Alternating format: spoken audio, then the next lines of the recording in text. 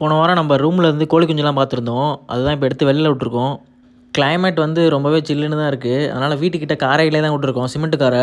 மண்ணில் வந்து விட முடியாது, ஈரமாக இருக்குது. கோழிக்கு வந்து உடனே காய்ச்சல் வந்துடும். கோழிக்கு வந்து தீவனம் என்ன போட்டிருக்கோன்னா, எஸ்கேஎம்மில் ஃபீட் இருக்குது, சிக்ஸ் ஃபீடுன்னு சொல்லி கேட்டிங்கன்னா தருவாங்க. அது போட்டோம்னா சீக்கிரமாக க்ரோத் இருக்கும். அப்புறம் ப்ராப்பராக மெடிசன் கொடுத்தோம்னு வச்சுக்கோங்களேன், நல்லா வந்துடும். அப்புறம் எத்தனை சிக்ஸ் இருக்குன்னு எண்ணி பாருங்கள். புதுசாக பார்க்குறவங்க ஃபாலோ பண்ணிக்கோங்க. இந்த மாதிரி எஸ்கேஎம் ஃபீடு அப்புறம் பனி காலத்தில் வளர்க்குறது அதெல்லாம் நமக்கு ரொம்ப லக்கு. ஏன்னா ப்ராப்பராக வளர்ந்துடும். இப்போது நம்ம சிக்ஸ்லாம் வளர்த்து க்ரோ பண்ணுறதுனா இந்த சீசனில் நல்லாவே பண்ணிக்கலாம். கோழி குஞ்சுங்களெலாம் தண்ணி என்ன கொடுத்துருக்கோன்னா, மூலிகை தண்ணி தான் கொடுத்துருக்கோம். ஜீரகம், துளசி, அப்புறம் கற்பூரவள்ளி அந்த மாதிரி தான் கலந்து கொடுத்துருக்கோம். அது கொடுத்தோம்னா கொஞ்சம் ஹெல்த் பெனிஃபிட்டாக இருக்கும், எதிர்ப்பு சக்தியும் அதிகமாக இருக்கும் சிக்ஸுக்கு. இதுவே இன்னும் பெருசாக பண்ணணுன்னா ப்ரூடிங் சிஸ்டம் வளர்த்தோம்னா இன்னும் சீக்கிரம் வளர்ந்துடணும். அதுக்கு வந்து ஒரு பிளான் இருக்குது.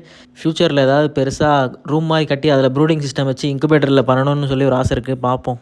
இதுலேருந்து நல்ல கோழிங்களாம் எடுத்து நம்ம அம்மா கோழிலாம் சேவ் பண்ணி வச்சோம்னா பின்னாடி வந்து பெருசாக பண்ணுறதுனா நல்லா யூஸ் ஆகும். அப்புறம் ப்ராப்பராக மெடிசன் மட்டும் கொடுத்துட்டே இருங்க. இதெல்லாம் நோய் வந்துச்சுன்னா மொத்தமாக இறந்துரும். நாய்க்குட்டிலாம் பின்னாடி எப்படி தூங்குது பாருங்கள். ஓகே, பாய்.